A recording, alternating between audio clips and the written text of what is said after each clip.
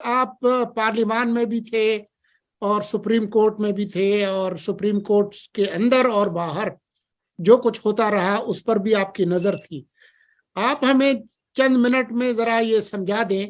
کہ آج کا جو دن ہے اس کا حاصل وصول کیا ہے؟ مرزا بھائی، میں زیادہ تر جو میرا ٹائم تھا وہ سپریم کورٹ آف پاکستان کے بینچ، جو مین بینچ ہے کمرہ عدالت نمبر 1، وہاں پر گزرا ہے۔ جو پارلیمنٹ کی صورتحال ہے، وزیر اعظم نے کیا اسپیچ کی، وہ ساری چیزیں تو آپ کے نالج میں ہیں، لیکن میں چاہوں گا کہ پارلیمنٹ کی بھی نظریں جو ہیں وہ سپریم کورٹ کے اوپر تھی۔ تو ہم میرے خیال میں آپ کو وہ بات بتاؤں جو میں نے دیکھی ہے، یا جو منظر میں نے دیکھا ہے، جو آنے والے کل کے جو متوقع فیصلہ ہے اس کی خبر آج ہی دے رہا ہے۔ پہلی بات تو یہ ہے کہ جو چیف جسٹس ہیں وہ اور ان کے ساتھ جو 2 جج صاحبان ہیں، آج جب انہوں نے کیس کا آغاز کیا تو اٹارنی جنرل نے آرگیومنٹ ان کے ساتھ کرنا شروع کیا، اور بڑے خوبصورت انداز میں یہ گفتگو ہوئی۔ اٹارنی جنرل نے اپنے انداز میں بتانے کی کوشش کی کہ جو پہلے آرڈر آ چکا ہوا ہے اس کی روشنی میں نیا بینچ نہیں بن سکتا، اور اکثریتی فیصلہ آ چکا ہوا ہے، اور اس اکثریتی فیصلے کی روشنی میں جو از خود نوٹس ہے وہ مسترد ہو چکا ہوا ہے۔ یہ چیزیں تو سموتھلی گزری، لیکن جو سب سے اہم معاملہ ہوا وہ جناب عرفان قادر جو کہ سابق اٹارنی جنرل ہیں، ان کی آرگیومنٹ تھی، جو کہ جسے جو 3 جج صاحبان ہیں انہوں نے بڑی سنجیدگی سے اور بڑا الرٹ ہو کے سنا۔ سنجیدہ بھی تھے اور وہ الرٹ بھی تھے، کیونکہ آپ کو پتا ہے عرفان قادر صاحب جب بھی گفتگو کرتے ہیں تو وہ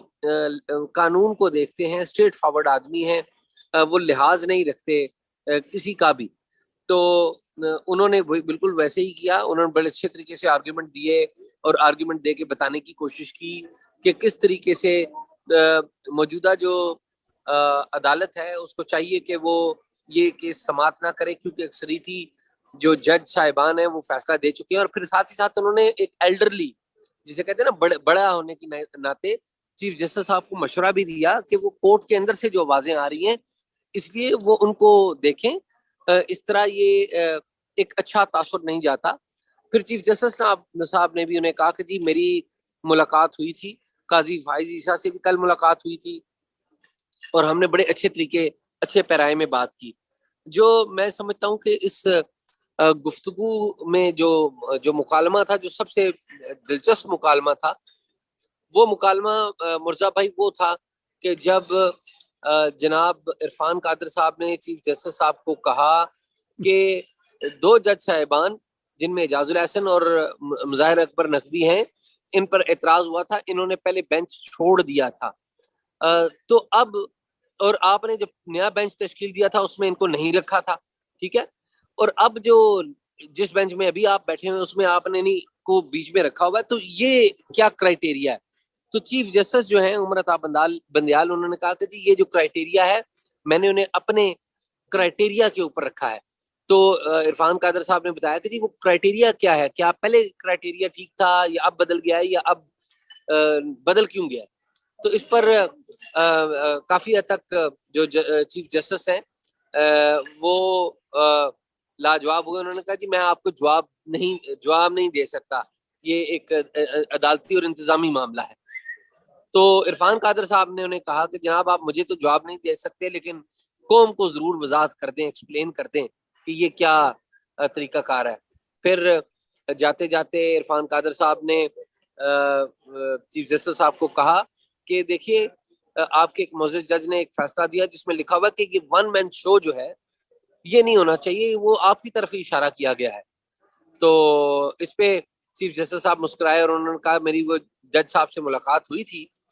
اور جج صاحب نے مجھے بتایا کہ میں نے ایک جنرل بات کی تھی، میرے بارے میں بات نہیں کی ہے۔ تاہم جو عرفان قادر صاحب ہیں انہوں نے دلائل دیے بڑے خوبصورت انداز میں کہ کس طریقے سے بینچ کو یہ کیس نہیں سننا چاہیے، مگر جو آج بھی عدالت کا جو ذہن ہے جو میں سمجھتا ہوں کہ وہ پہلے سے بنا ہوا ہے، اور اس کا اظہار خود عرفان قادر صاحب نے دلائل دیتے ہوئے کیا کہ بینچ کا ذہن بنا ہوا ہے کہ انہوں نے جو حکومتی موقف ہے اسے نہیں سننا، یا اس پر اپنا جو 3 رکنی بینچ ہے وہ جاری رکھے گا، بینچ اور جو پوائنٹ آف ویو ہے ڈائیورس پوائنٹ آف ویو شاید اس کو انٹرٹین نہ کیا جائے. تو آج پری ڈومیننٹلی کہا کچھ نہیں گیا لیکن ظاہر یہی کیا گیا کہ چیف جسٹس صاحب جو ہیں وہ ان کا جو ویو ہے وہ اس پر قائم رہیں گے اور چاہے جو مرضی جتنا مرضی اعتراض کر لے وہ اس اعتراض کو خاطر میں نہیں لائیں گے. عرفان قادر صاحب نے جسٹس اعجاز الاحسن کے اوپر بھی کی شمولیت کے اوپر بھی اعتراض کیا جس طرح کہ میں پہلے بھی بتا چکا ہوں اور خود چیف جسٹس کے اوپر بھی اعتراض کیا لیکن دونوں اعتراضات جو ہیں چیف جسٹس صاحب نے وہ رد کر دیے. تو یہ موٹا موٹا حال ہے کہ جب براہ راست اعتراضات بھی ہوئے ان کو بھی رد کر دیا گیا. اب جو فیصلہ آئے گا وہ میں اور آپ سمجھ سکتے ہیں کہ فیصلہ کیا ہے. تھوڑا سا اس کی نشاندہی کر لیجئے. میرا یہ خیال ہے کہ آپ جو کیا توقع رکھتے ہیں؟ یہ میرا اندازہ ہے, ظاہر مجھے نہیں پتا کہ کل کیا ہوگا لیکن میرا اندازہ یہ ہے